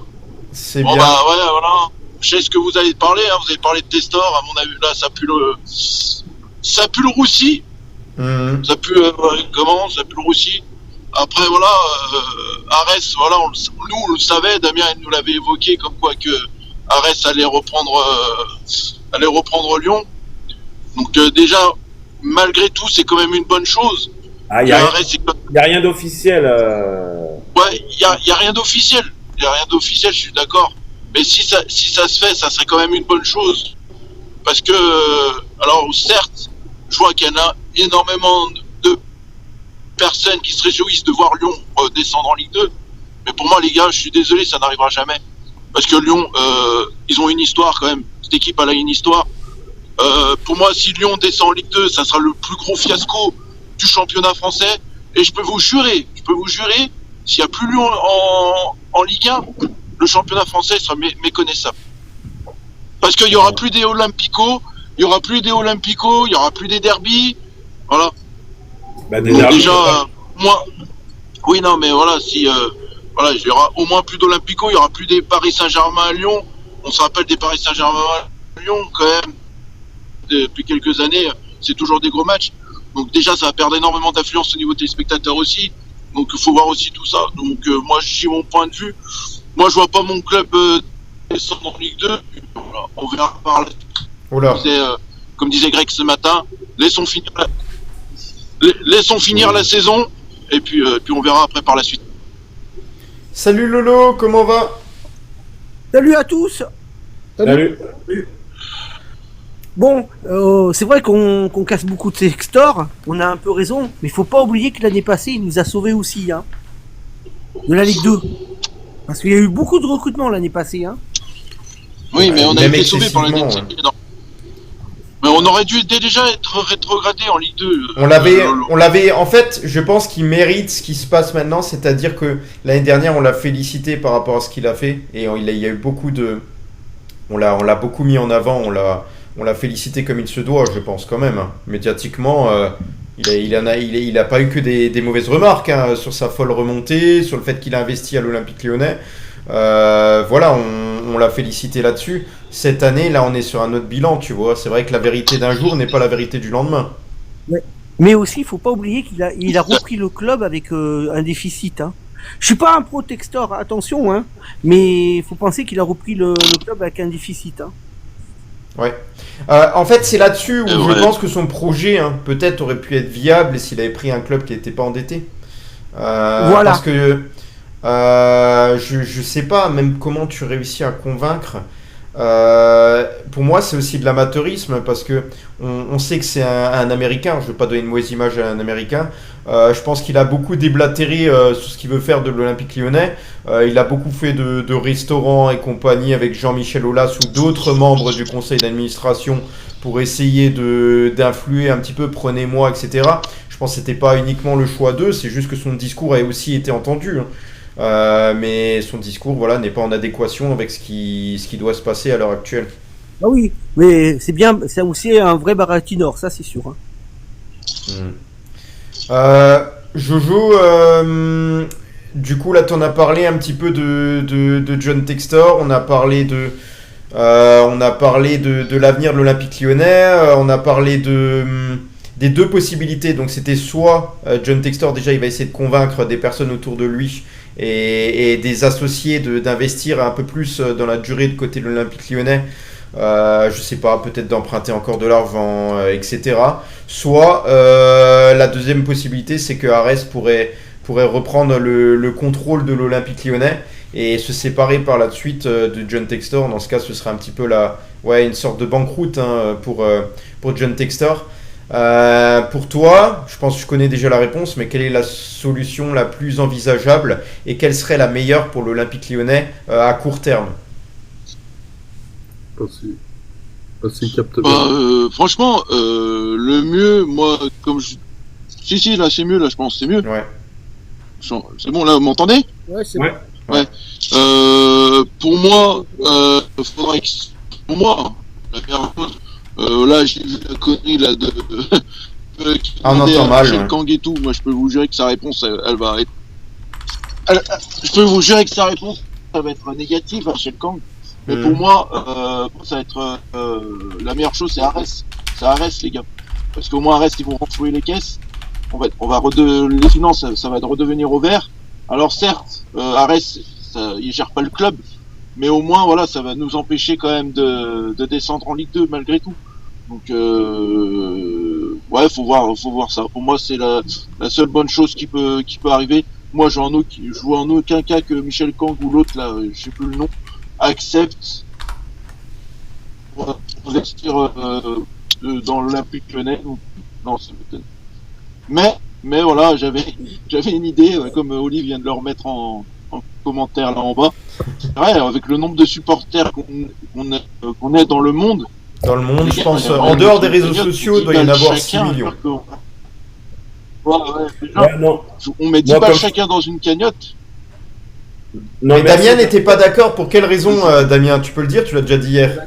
Ah oui, parce que si c'est John Ah. Textor qui gère, je lui donne pas de pognon à lui. Tant hein. qu'il y aura Testa. Mais il n'y a pas que ça. Damien, il n'y a pas que ça. Non, Imaginons que tu mets en place une cagnotte et que le club il descend en Ligue 2 quand même. Tu auras perdu ton argent.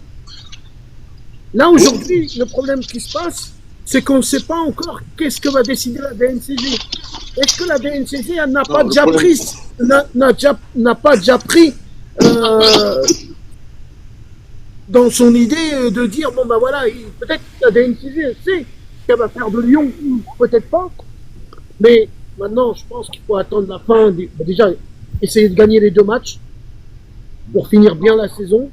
Mais à l'heure actuelle, a dit Lyon, à l'heure actuelle, est en Ligue 2 provisoire. Tu vois. Non, mais ça a été annoncé au mois de janvier par la DNCG. Ouais. Maintenant, est-ce qu'ils vont valider cette descente ou est-ce que John Textor va montrer que les comptes de l'OL sont au vert, que tout va bien, voilà. En fait, le rendez-vous de la DNCG, c'est pour la DNCG savoir si les promesses de John Textor ont été tenues. Mais à l'heure actuelle, Lyon est en Ligue 2 à titre conservatoire. Voilà. Moi, je pense que c'est le peuple marseillais qui devrait nous aider un peu. Les gars, Parce moi, que- ce qui m'inquiète, c'est qu'on l'était à titre conservatoire il y a des mois. Du coup, je pense que ça va évoluer. Ah, les Marseillais, ils peuvent nous aider là. pense que la cagnotte, je suis d'accord avec Damien, faut surtout pas. Non, mais c'était une idée marrante, c'était pas du tout Ouais, sérieux. Non, mais après, J'ai appris non, mais vous savez qu'il y a plein dans le monde entier, hein. Il y a notamment, ça c'est une histoire drôle, c'est Fribourg notamment. Alors, les Allemands, c'est des champions. Mais en fait, pour financer, parce que Fribourg a construit un stade il y a peu de temps, et en fait, pour financer une tribune, en fait, l'argent des supporters, quand les supporters achetaient leurs bières, en fait, le club a pris l'argent de ces bières-là et ils ont réussi à financer une tribune. Donc, ça, c'était la petite histoire. Donc, c'est pour ça qu'il y a des supporters qui aident. Mais moi, en fait, le problème, il est même pas là. C'est qu'en fait, ça me gênerait pas de donner pour aider le club. Comme c'est qu'en fait, sincèrement, moi, Textor, j'ai aucune confiance en lui. Donc, demain, je lui verse 600 millions d'euros sur son compte. Je vais vous le dire honnêtement, je suis même pas sûr qu'il va sauver le club. Personne, il nous a pas dit, il a jamais dit. Tu sais ce qu'il va faire pour sauver le club. Il va essayer d'agrandir déjà Eagle Football, il va acheter un autre club, je sais pas où, Non. puis un deuxième dans un autre pays. Et puis Non, après, il va pas pouvoir les gérer et pas pouvoir faire, on va dire, gérer les fonds de roulement. Voilà. Mais non, les gars, Après, de Greg, quel- il va être propriétaire de couche-culotte en Amérique. Voilà. Mais moi, ça, Ce que je comprends pas, il y a un mois, Textor voulait racheter Crystal Palace entièrement. Il y avait des bruits qui voulaient racheter Crystal Palace Si, entièrement. je suis d'accord avec ça, Ouais, mais- effectivement. En fait, c'était une possibilité. Il s'est dit, Ouais, puisque mais c'est- mes parts sont pas assez attractives, je vais acheter plus de parts pour essayer de les revendre. Parce que forcément, revendre, je sais pas, 75% des parts, c'est plus intéressant que vendre les 45%. J'étais plus dans cette idée-là, mais encore une fois, avec quel argent qu'est-ce Voilà. qu'il aurait encore fait pour montage, pour récupérer de l'argent à court terme? Ça fait peur quand même. mais Lolo Eh, a, mais les gars, j'ai une question là. Lolo a Bien raison, sûr. hein, parce que c'est ce qu'il voulait faire, mais ça a été refusé. Forcément, je sais plus c'est quoi le nom du propriétaire de Palace, c'est un Américain aussi. Mais parce que oui, étant donné que ses parts sont minoritaires, ce Textor, au final, on va être très clairement, hein, il est passé pour le dindon de la farce. Il y a que lui, quand je vous dis qui va acheter des parts minoritaires, John Textor. Voilà, il y a que lui qui s'est fait complètement avoir, tu vois. Pourtant, on n'est pas financier ou quoi, mais il y a des trucs, tu sais que des parts minoritaires, tu sais que tu vas avoir du mal à les revendre, et il l'a fait, tu vois. Donc ça montre aussi sa gestion. Mais en tout cas, c'est ce que, pour répondre à Lolo, c'est ce que, entre guillemets, il avait proposé. Je crois il avait eu une réunion, enfin, il avait vu le propriétaire de Palace, qui est son, entre guillemets, collègue, voilà, du business, et il n'était pas intéressé pour vendre, quoi. Mais de toute façon, les gars, on y a vu tout de suite avec Testor que ça allait pas bien se passer parce qu'on a vu l'embrouille avec Olas, alors qu'il avait pris le club, un mois après. Donc voilà. Voilà. Maintenant, la question que je vous pose, là, de tous, qui avait confiance en Testor? À l'heure actuelle, Moi, personnellement, mon J'espère premier personne. ressenti, il était négatif. Dès les rumeurs, je me suis dit, Ah, moi, non, on écarte cette piste. Il y avait Foster Gillette, il y avait ci et ça. Alors, par Je contre, dis, si- oh, Textor, on l'écarte. Ce sera le premier écarté de la liste. Voilà, pas du tout. En réalité, ça a été lui. Et du coup, après, je pense qu'une fois que ça a été acté, je me suis dit, ouais, mais Olivier, t'es supporter lyonnais, il va falloir que tu positives un petit peu. Essaye de mettre des ondes positives un petit peu. Tu vas pas commencer à négativer tout de suite, donc j'ai essayé d'y croire et parce que mon cœur est lyonnais et malheureusement je me suis fait entuber comme tout le monde, comme beaucoup. Moi, les gars, la question que je me pose, moi je pense que Testor, là où il a perdu énormément de thunes, c'est le mercato là pour nous sauver de la Ligue 2. Moi, dans un sens, j'aurais préféré qu'il fasse pas un mercato comme ça de ouf là, qu'on joue la fin de saison, on aurait pu descendre en Ligue 2. Voilà, on remontait cette année et puis pas ça. Au moins peut-être les comptes ils auraient été peut-être encore ouverts. Et c'est là où pour moi c'est là où il a fait le con. Pour moi il a fait le con sur ce mercato là. Acheter Non, mais- des points morts, acheter des En fait, orphanes. en fait, il a un peu joué au poker. Ouais, poker aux menteur. essais, Textor. Et le problème, c'est que, en fait, il pensait qu'il allait rentrer à la bourse rapidement. Il pensait que Crystal Palace allait être vendu. Et le problème, c'est que dans le football, tu peux pas penser, surtout quand tu as une épée de Damoclès au-dessus de la tête. Il nous a tous bernés en fait. Ce que vous Ah oubliez oui. de dire, Il nous a bernés.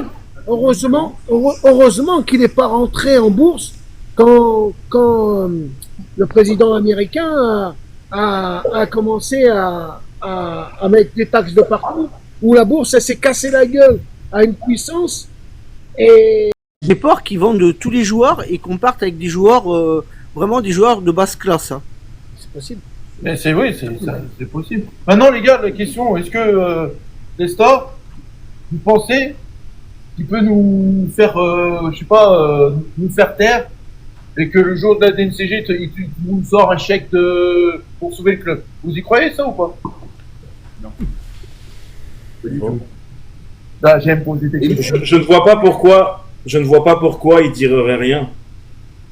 Justement. Et même s'il le fait, moi je lui ferai pas confiance. Ouais, il le fera avec des intentions égoïstes pour s'en sortir lui-même par la suite, je pense. Mais pour moi, il faut qu'il dégage de Lyon, Testor. Pour moi, c'est voilà, tout simplement, voilà.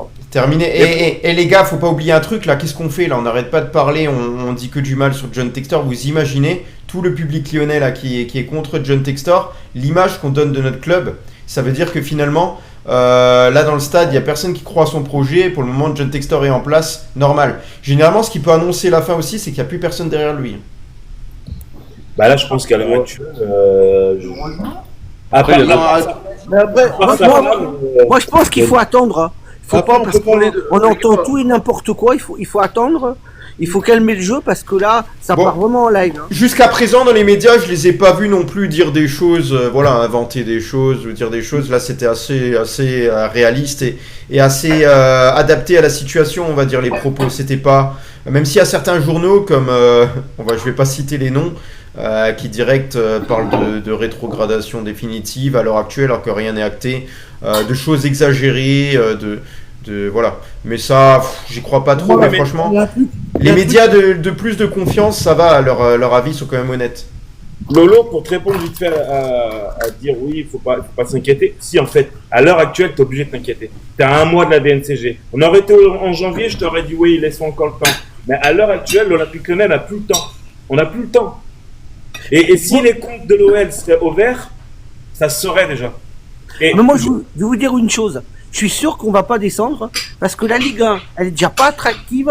Si on fait descendre tous les gros clubs, d'accord. C'est intéressant. C'est intéressant ce que dit Lolo aussi. Il y a plus Lyon. C'est intéressant aussi, c'est-à-dire que le championnat finalement a une mauvaise image. On tente un petit peu de redorer cette image, on tente de lutter pour les droits TV et finalement quelque part on veut abandonner en course l'Olympique Lyonnais. Mais vous pensez vraiment la DNCG en a rien à foutre. Oui, elle doit descendre, ils en ont rien à foutre. Il y en aura d'autres qui les remplaceront.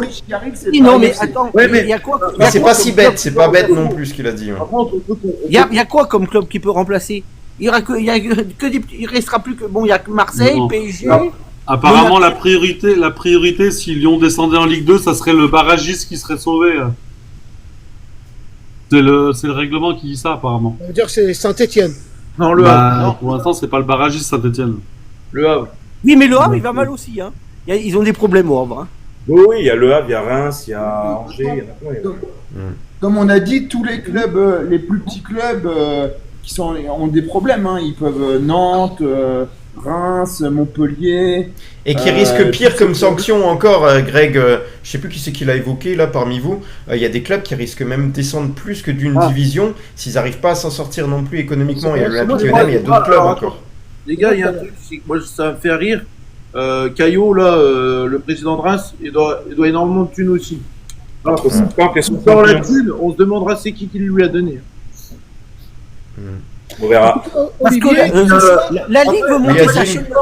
La Ligue veut monter sa chaîne de télé. S'il n'y a plus aucun club, s'il y a des petits clubs, ça va être compliqué. Hein. Après, on peut parler de Testor, les gars, je suis d'accord. On va donner la parole à Adil après, vas-y. Ouais, ce que je voulais dire, c'est remercier les gens qui nous suivent. Parce que quand même, ce soir, on a fait quand même un beau score. Hein. Oui, j'ai vu, à un moment donné, on avait vraiment pas mal de monde. Ça fait plaisir. Les gars, vous avez vu là, juste au-dessus, les gars, vous avez explosé le plafond, là, vous deviez faire autour des 15 000 likes, vous en avez fait 20 000. Vous en avez fait 20 000, c'est énorme, merci à tous. Vous avez adoré dès le début et dès même le compte à rebours, vous étiez nombreux. Merci les gars, merci pour les cadeaux aussi. Même si pour moi je préfère encore les partages et le cadeau pour le collectif, on va dire. Ça nous permet d'avoir de la visibilité et grâce à vous, on se développe. C'est vrai qu'on gagne en régularité. Chaque jour, on est là. Chaque semaine, on est là. On a des plannings en place. On respecte des consignes. L'équipe, il y a des membres qui sont totalement différents mais complémentaires. Ça veut dire chacun va avoir son avis et chacun n'est pas forcément d'accord avec l'autre, mais les débats sont constructifs. Et c'est vraiment très intéressant. Vous verrez les rediffusions sur YouTube, les gars. Tapez Peuple du Rhône sur YouTube et abonnez-vous, les gars, parce que je vous assure qu'un jour, si vous avez manqué une émission et que vous la regardez le lendemain, vous allez dire merde, j'ai manqué ça. Ouais. Une petite chose, hein, pour remonter le moral, je suis sûr qu'on gagne à Monaco, sachant que Monaco n'a plus d'attaquant contre nous. Hein. Ouais, Monaco. On verra. On a le soutien des Marseillais aussi pour ce match-là. Ouais. Mais on peut parce que si on gagne Monaco, Marseille est sûr d'être deuxième. Ouais. Lolo, je vois que tu vas évoquer un autre sujet, mais je pense que maintenant, je vais pas faire durer plus longtemps parce qu'on est là quotidiennement. Donc demain soir, il y aura libre antenne à nouveau. Je vais laisser parler Jojo. On peut parler de Testor, les gars. Je suis d'accord. On peut parler de Testor. Voilà. Pour moi, la pièce maître, c'est sur le terrain. C'est les joueurs. Pour moi, les joueurs et même l'entraîneur Fonseca n'a rien fait aussi pour aussi atténuer les finances du club. C'est-à-dire, on aurait pu essayer au moins de jouer le championnat à fond. Parce que pour moi, je suis désolé, un club comme Lyon, 10 défaites, c'est pas jouer le championnat à fond. Mais alors, je veux bien qu'il y ait eu des erreurs d'arbitrage et tout. Mais à un moment donné, voilà, t'as Fonseca, pour moi, c'est lui qui a tué Lyon, en fait, dans la lancée de l'Europa League, avec ses compos de merde. Je peux vous jurer qu'il aurait mis une vraie compo, Manchester, on les tuait. Et voilà, après, voilà, avec le passé, on peut en dire avec le passé. Mais voilà, après, voilà, pour moi, on a une équipe quand même à rivaliser avec le Paris Saint-Germain. Voilà, c'est mon seul mot de l'histoire. Toujours. Ok. Une dernière chose. Vas-y, dernière chose. À toi, Greg, et après, c'est fini. Je lui réponds parce qu'on n'est pas là pour mettre un fusil. Bien sûr que les joueurs sont sur le terrain. Mais celui, je suis désolé, qui est en première ligne, c'est lui. Qui sait qui met 30 Je sais, Greg. Qui sait qui met 30 millions sur Mangala, c'est lui. Qui sait qui a l'extraordinaire idée de virer Pierre Sage et de prendre un coach, désolé, qui s'appelle Fonseca, qui 2 mois avant se fait virer comme une chaussette, comme une merde, pardon, du Milan AC, et qui psychologiquement n'est pas prêt, c'est lui. Qui sait qui nous met dans la merde, c'est lui. On rajoute en commentaire Zaha, Wilfried Zaha. Qui c'est qui a pris Wilfried Zaha? Qui c'est qui le dernier jour du mercato fait le forcing pour aller chercher Wilfried Zaha à Galatasaray, alors que tout le monde sait que le mec c'est un ancien de Palace comme par hasard. J'avais oublié lui. Il est cramé. Qui c'est qui vend Jack O'Brien alors que c'était notre. Ah ouais, c'est vrai. On aurait pu le garder O'Brien. Ah ouais, c'est vrai. Ah bah oui, là-dessus, oui. Et voilà, tu vois. Donc il y a même aussi Anto Lopez, hein. Même Anto Lopez. Ouais. Olive, je sais pas si tu peux le partager ou pas, le truc que j'ai rédigé hier. Non, c'est hors sujet. Et puis il y a des lignes sur lesquelles je suis pas aligné avec, là, au milieu. Bah moi, par rapport à Paulo Fonseca. Ouais, bah après Paulo Fonseca. Du coup, je peux pas le mettre, ouais. Bah ouais, mais Fonseca, pour moi, il a fait quand même de la merde sur la fin. Ouais, chacun son avis là-dessus, chacun son avis. Après, on n'est pas censé sur les publications écrites de mettre un avis orienté si tout le monde n'est pas d'accord avec ça. Bon, moi, monsieur. Fonseca, il n'a pas été pire que Sage, ni meilleur. C'est équivalent pour moi. Mais mets-le sur les réseaux, Jojo. Mets-le sur les réseaux. Ouais. Allez. Allez, les gars. Je vais vous souhaiter bonne soirée, les Gaunes. Merci à tous. Merci à Jojo d'être venu à la fin. Merci, les Gaunes. Allez, Adil. Salut, Juju. Salut, Dame. Bonne soirée, les Lyonnais. Allez, Noël. À demain. Ah, moi, je suis pour l'Inter, les gars. Allez, l'Inter.